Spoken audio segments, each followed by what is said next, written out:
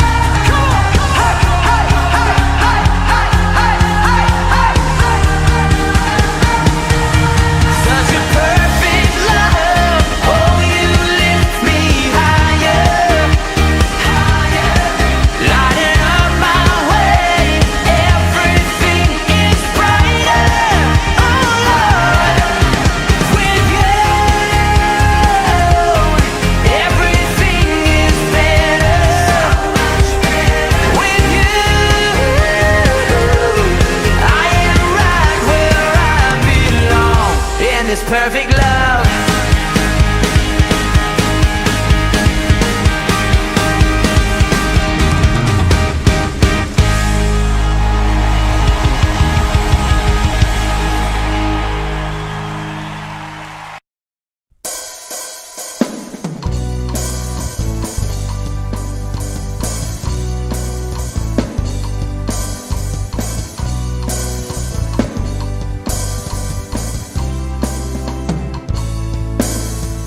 Kami ay nagkatipon sa ngalan mo, Panginoon. Ang lahat ay nagdiriwang, ikaw ay kapiling ngayon. Umuulan ng pag-asa, kami ay nagkakaisa. Ano man ang aming katayuan, inibig mo ng lubusan. Sabay-sabay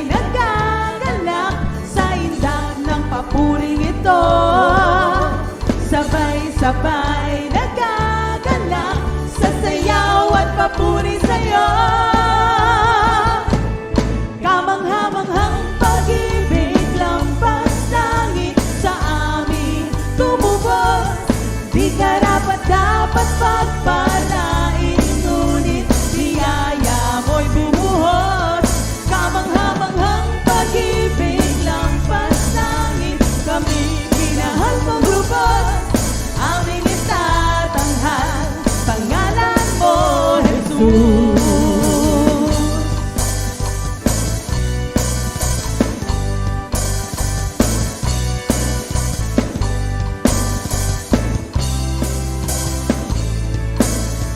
Kami ay nagkatipon sa ngalan mo, Panginoon. Ang lahat ay nagdiriwang, ikaw ay kapiling ngayon. Umuulan ng pag-asa, kami ay nagkakaisa. Ano man ang aming katayuan, inibig mo ng lubusan. Sabay-sabay, sabay-sabay, nagagalak sa indak ng papuring ito. Sabay-sabay, nagagalak sa sayaw at papuri sa'yo. Kamanghamanghang pag-ibig, lampas langit sa amin tumubos. Di karapat-dapat pagpalain, ngunit biyaya mo'y binuhos. Kamanghamanghang pag-ibig, lampas langit, kami minahal mong lubos. Aming itatanghal, pangalan mo, Jesus.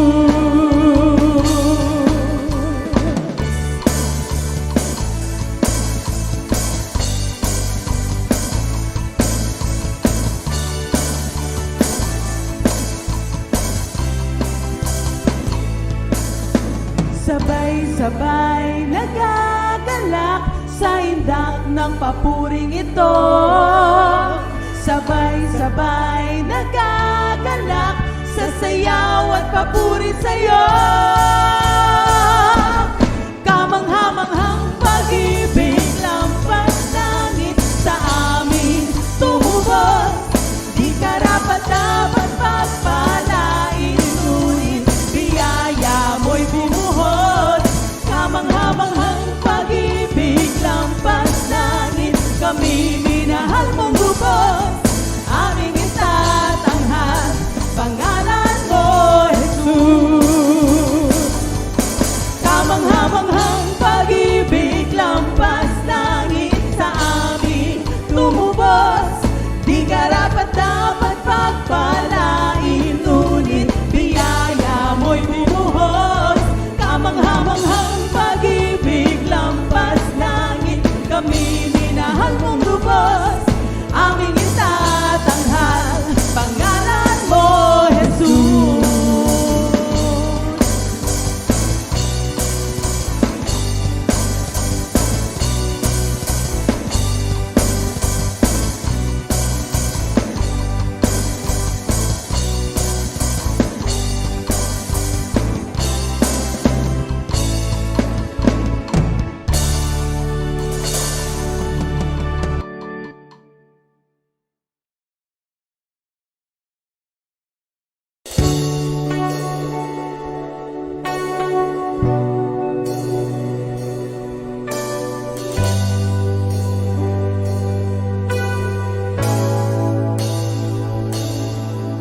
Katapatan mo, Diyos, tunay at dakila. Ang pag-ibig mo'y wagas at walang kapantay. Sa aming puso, sa aming buhay, papurit pagsambay iaalay. Bukas, noon, ngayon, magpakailanman, luwalhatin ka.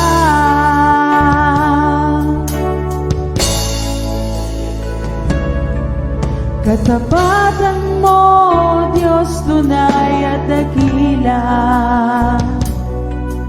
Ang pag-ibig mo'y wagas at walang kapantay.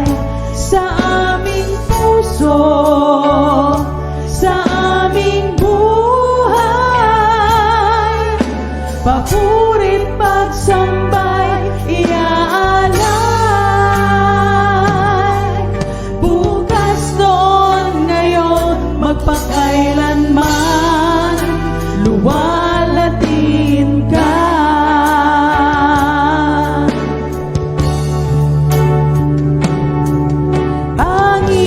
Panginoon, kay buti mo sa akin. Ikaw lamang ang tangi kong sasambahin. Aawitan kita at pupurihin,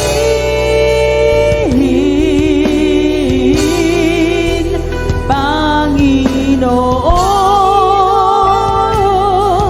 kay buti mo sa akin. O aawitan kita, O Diyos, aawitan kita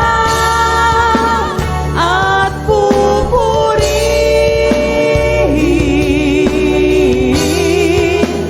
Panginoon, kay buti mo sa akin.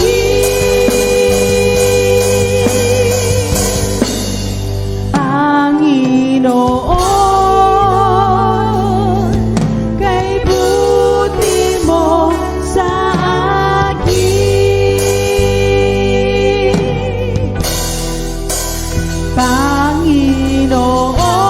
Panginoon, kay buti mo sa akin.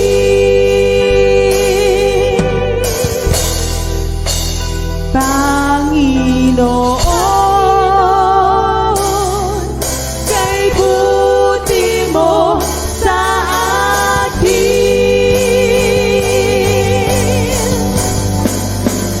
Napakabuti mo, aming Diyos Ama. Ang iyong nilikha't luluwalhatiin ka.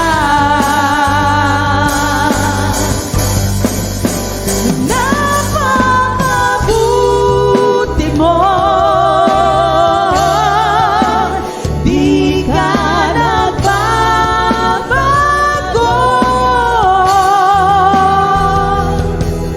Noon, ngayon, kailan pa man, sa buhay ko'y tapat. Napakabuti mo,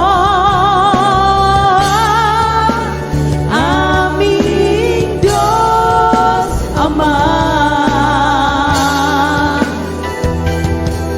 Ang iyong nilikha't luluwalhatiin ka.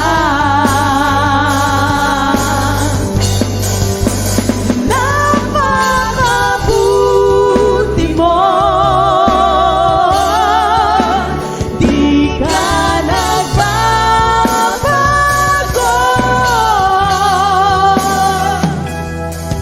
Noon, ngayon, kailan pa man, sa buhay ko'y tapat. Noon, ngayon, kailan pa man, sa buhay ko'y tapat. Noon, ngayon, kailan pa man, sa buhay ko'y tapat.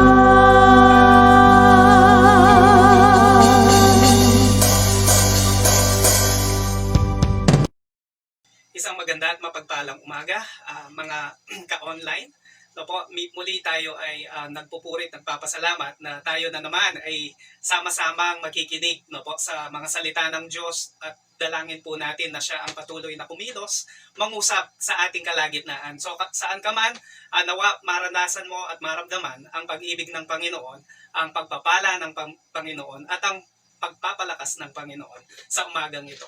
Tayo po ay nasa 3-part sermon series. No? Nung first, last week, didiscuss natin yung love for God, which is the first and greatest commandment. Ngayon po, yung didiscuss natin, yung refresher on the second na equally important. Kung titignan mo po, ang Panginoon, ito yung tinitignan niya. No po, yung first part na pinag-usapan natin can be translated, if you love the Lord, there are 7 biblical ways that you can express your love for Him. Through obedience, through hating the evil path, through loving your brothers and sisters. Pang-apat, no, not loving the world equals love for the Lord. And then, do not love money, and give God your best offering, and take care of God's sheep. Kung ano yung pinagkatiwala ng Panginoon, yun po yung ating pagbibiyayamanin sa pangunguna, pangungusap sa pamamagitan ng kanyang salita. So, dito po sa pangalawang serye o yugto ng ating pag-aaral, ang second commandment na ibinigay at ibinababat ng Panginoon sa buhay ng bawat isa sa atin, you must love the Lord, no po, with all your hearts, yung una. Second, no po, it is equally important that you love your neighbor as yourself. Kung titignan mo po ito yung golden rule. At ang dalawa pong ito hindi may paghihiwalay. Loving God and loving your neighbor. So, yung sarili mo, integrated na rin doon. Love your neighbor as yourself. Hindi ka mawawala at hindi ka nawawala sa pag-ibig, sa plano ng Panginoon. Kaya, kung atin pong titignan ng salita ng Panginoon sa aklat ni Santiago, binibigyan po tayo ng dalawang paalala. No? Number 1, sabi, be doers of the word and not hearers only. Kaya sa ating pakikinig, no po, samahan po natin ng paggawa. Kung talagang mahal mo ang Panginoon, mararanasan at nararanasan mong pag-ibig niya, magkakaroon ng bunga yan. At ang bunga, no po, maipapadama, makikita ng mga taong nakapaligid sa iyo. No po, we don't just listen to the Word of God, but more importantly, no po, we apply the Word of God in our hearts. Kaya, what good is it, sabi po dito sa James din, no? If a man claims to have faith but has no deeds. No, kaya kung titignan mo diyan, action-oriented ang pagmamahal kung titignan mo. Jesus, yun po yung dinadrive niya sa buhay ng bawat isa sa atin na love your neighbor as yourself. No po, God started, kung titignan mo, with the human race with 2 persons. No, the 2 were connected to one another perfectly nung sila ay nakapasunod sa kagustuhan ng Panginoon. But when sin entered the world, hatred of one person also came. Kung makikita mo, Adam blamed Eve. Cain murdered his brother Abel. So love shows up where God started to work. Kung ano po yung gawa ng Panginoon, nandoon yung pag-ibig niya, no, na nangunguna. No, kung titignan natin sa passage natin kung saan magsesentro ang ating pag-aaral, there's this centurion who feared God and valued his servant highly. No po, he is in charge of 100 soldiers. No po, sa Luke chapter 7, makikita natin dyan, rank equivalent to a captain. No po, his faith surprised Jesus. Kaya kung titignan po ninyo ang talatang ating pag-aaralan ngayong araw na ito, ang katangian ng pag-ibig ng Kapitang Romano. Makikita po natin sa Lucas 7. Sabi po dito, ang pamagat ng passage na to, pinagalin ang alipin ng Kapitang Romano. No po, sa verse 1, basahin po natin Luke 7, 1-5. Matapos sabihin ni Jesus ang mga ito sa mga tao, pumunta siya sa bayan ng Capernaum. Doon ay may isang kapitang Romano na may aliping mahal sa kanya. May sakit ang aliping ito at nasa bingit ng kamatayan. Nang mabalitaan ng kapitanang tungkol kay Jesus, nagsugo siya ng ilang mga pinuno ng mga Hudyo upang pakiusapan si Jesus na dalawin at pagalingin ang alipin. Paglapit ng mga sugo kay Jesus, taimtim silang nakiusap sa kanya at sinabi, siya po'y karapat-dapat na pagbigyan ninyo, sapagkat mahal niya ang ating bansa. Sa katunayan nga po, ipinagtayo niya tayo ng isang sinagoga. So ano po yung ating makikita sa unang katangian ng Kapitan Romano? No? Titignan mo po dito ang pag-ibig sa kanyang kapwa. No po? He has a loving relationship with his direct reports. Kung makikita po, the centurion loved his servant. No po? And he showed concern nung nagkasakit siya. He was willing to approach people for his servant. Willing siyang mag-serve kahit na nasa posisyon siya to be served. No po, his servant could have been a Jew, pero kung titignan mo, it doesn't matter. Hindi yung status, hindi yung race, kung hindi po yung pusong nagmamahal. So, ganyan din po sa bawat isa sa atin, no?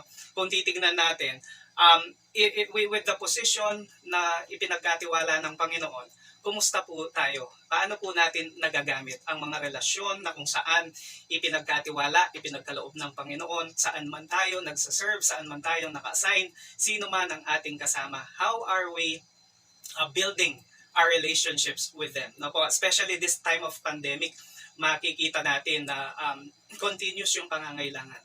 Nawa magsilbi po na daluyan tayo ng pag-ibig ng Panginoon sa mga nakapaligid sa atin. Na po, pag-ibig sa kapwa, loving relationships, na po, if you love your neighbor, na po, that's equivalent to loving yourself. The centurion loved and respected the faith of the Jews, kung titignan mo dito. Although, iba yung kanilang iba yung kanyang katayuan at iba yung kanyang lahi. Na po, he even erected a synagogue for them. Pinagpatayo siya ng center of worship. Na po, a synagogue is a Jewish worship center. No po, he not just respected the faith, he also supported them. The Jewish leaders approached Jesus for him.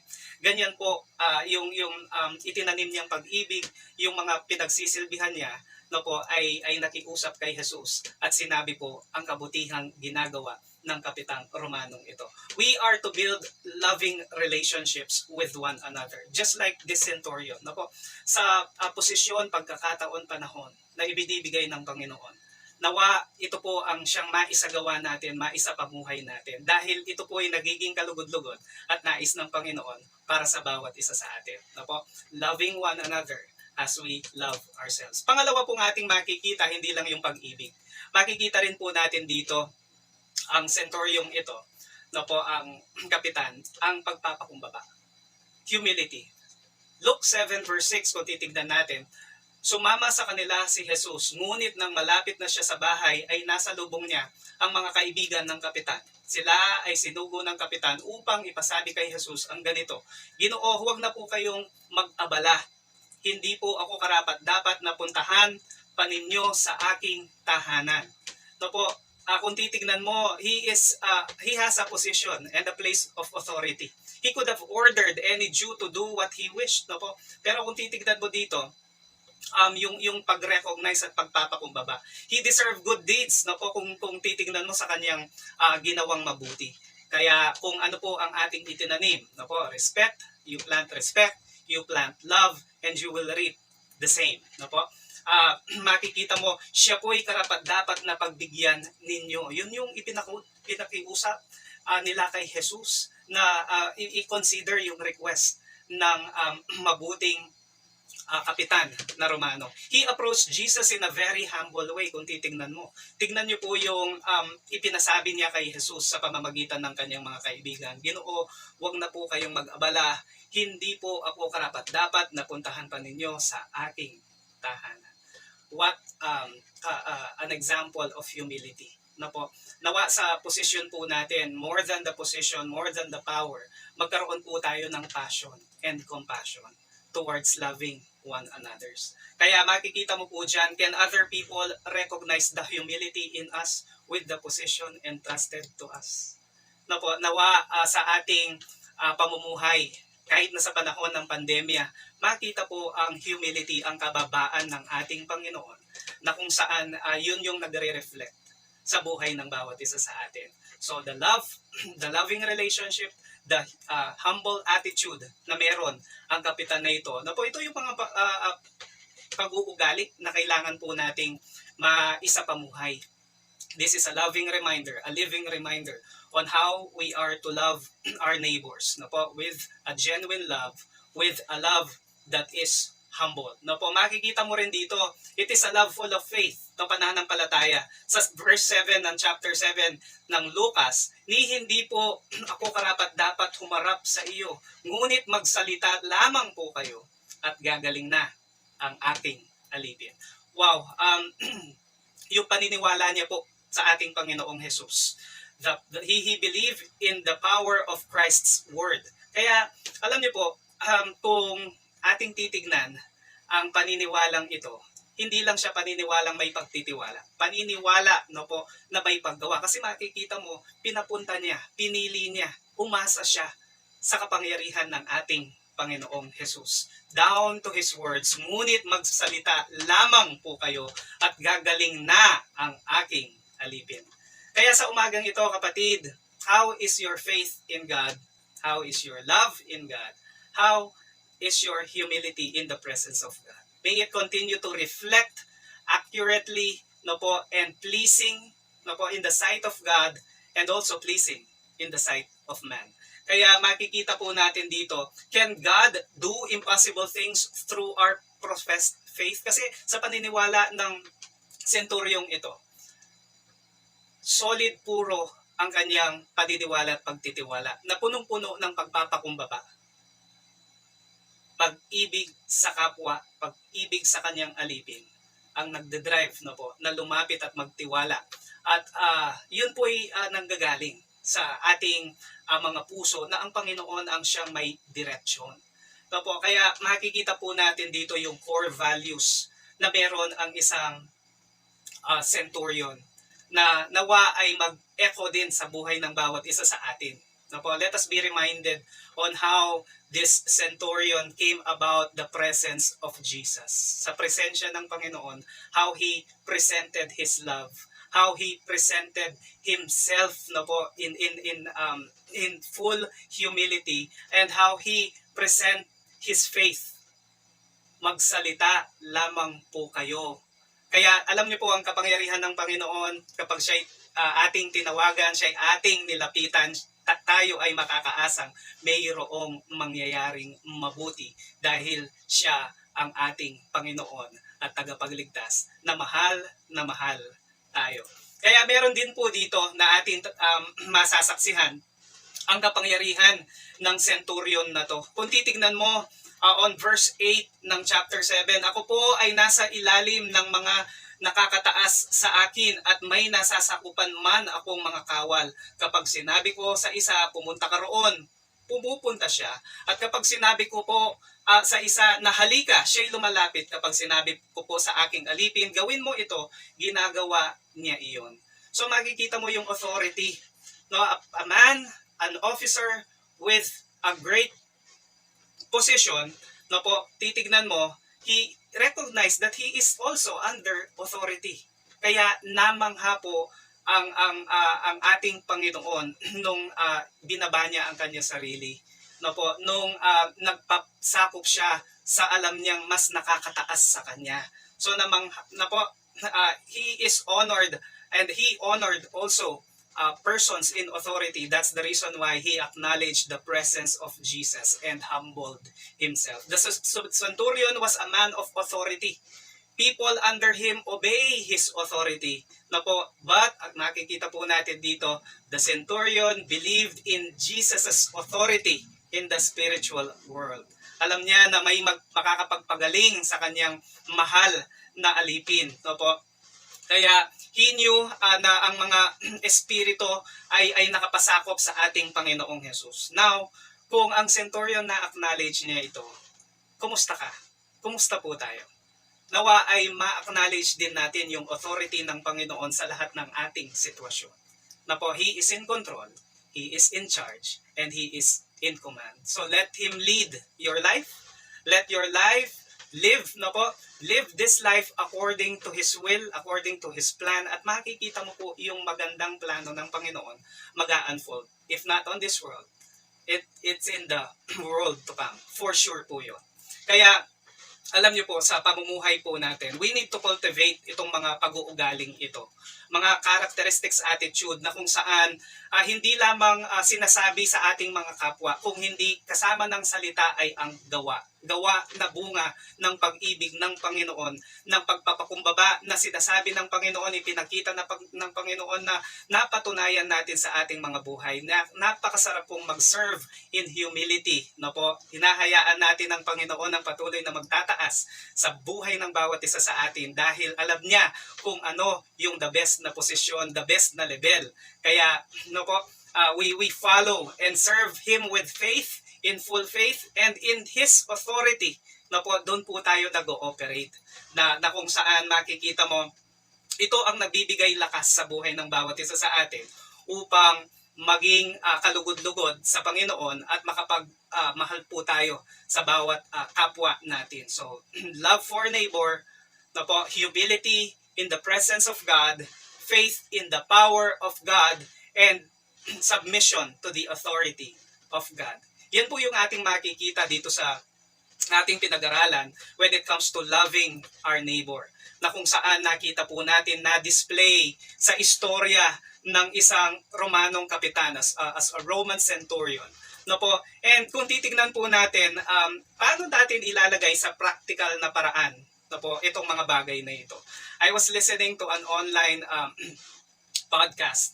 And I na po sa kay Rick Warren, ito po yung application na related sa ating pinag-aralan sa buhay ng centurion, no po. Sabi po dito, 5 practical ways or practical categories on how to love your neighbor as yourself, no? Now, what are we to do? And second question, how are we going to do it? Sa panahon pong ito, panahon ng pandemya, how are we to express our love to our neighbor? Number 1, get to know them. Opo? Because you cannot love someone that you don't know. Tama ho? Kaya sinasabi po ng Proverbs 18:24, be friendly. Romans 12:16, be friendly. Zechariah 3:10, sabi po dito, invite your neighbor. Alam niyo po yung pag nagkaroon ka ng pagkakataon na makasama, give the quality time. Opo? Share the love in humility, in the authority of the Lord, para ma-express po natin ang pagmamahal natin sa kapwa, sa ating mga kasama. Gaan yan din yung pagmamahal sa ating mga sarili. Now po, second, paano mo ma-express at masasabing love for neighbor? You encourage your neighbors continually. Hindi lang sa panahon ng kasaganaan, no? Ang pagpapuri, ang pagsuporta ay nandun. Pati sa panahon ng kagipitan, pangangailangan. Lalong-lalo na po dito. And then, paano po tayo makakapagbigay ng encouragement sa salita ng Panginoon? Because the Word of God is living and active at makikita mo ang pangako ng Panginoon, ang katotohanan ng salita ng Panginoon sa pamumuhay natin, kung paanong nararanasan natin ang presensya ng Panginoon sa pamamagitan ng Kanyang banal na salita. No po, binibigyan po tayo ng pag-asa. Makikita mo yan sa Romans 15:4. No po, kaya marami pong mga taong dumadanas ng kahirapan. No, they are hurting, they are discouraged. So, we need to serve na po as an encourager. We need to lift them up to the Lord. Na po, ipakilala natin ang Panginoon sa kanila. So, ano pa ang practical na paraan aside from getting to know your neighbor, encouraging your neighbor, and pangatlo, pwede serving your neighbor. Huwag mo lang sabihin, gawin mo. Na po, we can serve our neighbors in a lot of ways. In our times, treasures, and talents, abilities na ipinagkatiwala ng Panginoon. Na po, kung ano yung meron mo, yun yung pwede mong gamitin upang maging daluyan ng pagpapala. Na po, Luke 14, makikita mo sa 1 Peter chapter 4 verse 10 that we are blessed by God with gifts. Gamitin po natin kung ano yung gift na ibinigay ng Panginoon. Kaya lahat po ng nakakapanood at nakakarinig ng programang ito, na po, may ibinigay ang Panginoon sa atin upang magamit natin para maging pagpapala tayo sa iba. Gamitin po natin. Serve the Lord cheerfully. Na po? And then 1 John 3:17, do something. Huwag ka lang magsasalita. Put it in action. No po? Kaya makikita mo dyan, pang-apat na pwede nating gawin kung paanong magkakaroon tayo ng ma-express natin yung pag-ibig natin sa ating neighbor is invite them. No po? Invite them to watch church online.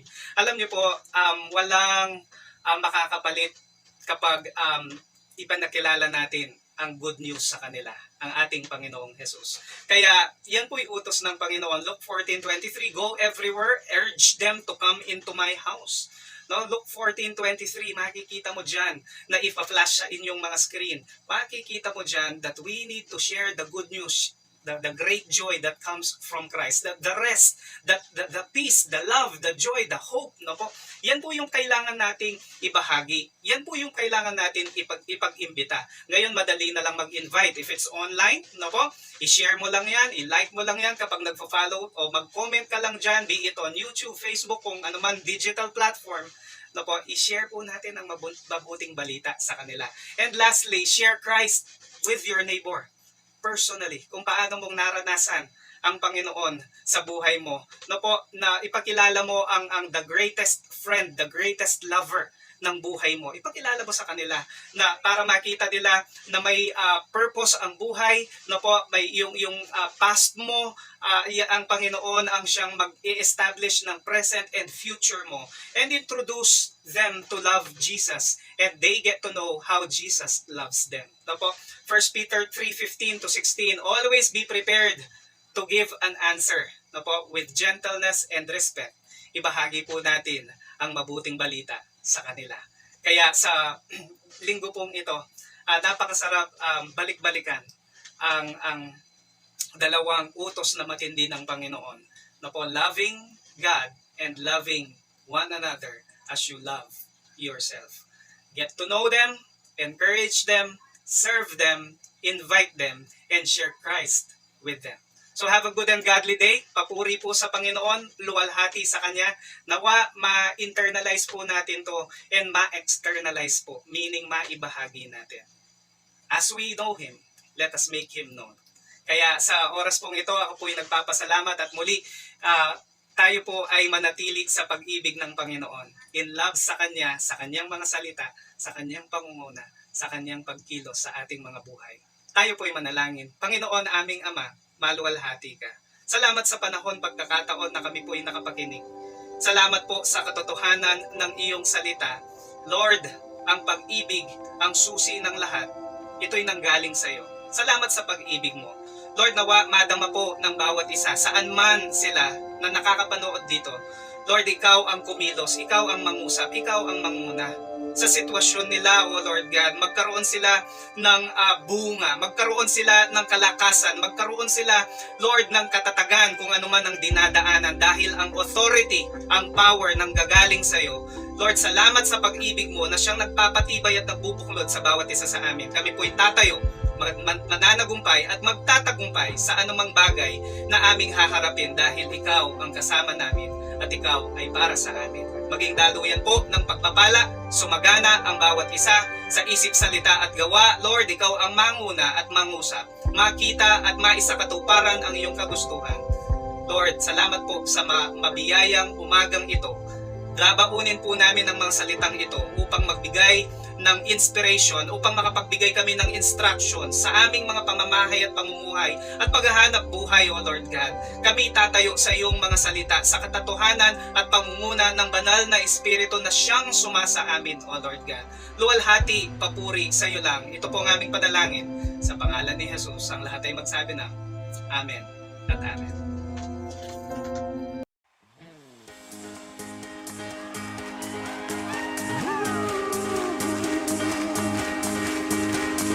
You are at home in my heart, 'cause you loved me right from the start. When I was refusing, your love kept pursuing.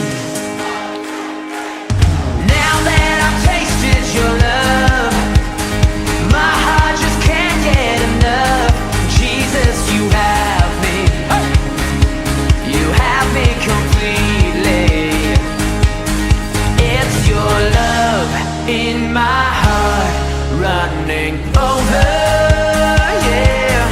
Every day of my life I'll draw closer. Hey! Such a perfect love, oh, you lift me higher, higher, lighting up my way. Everything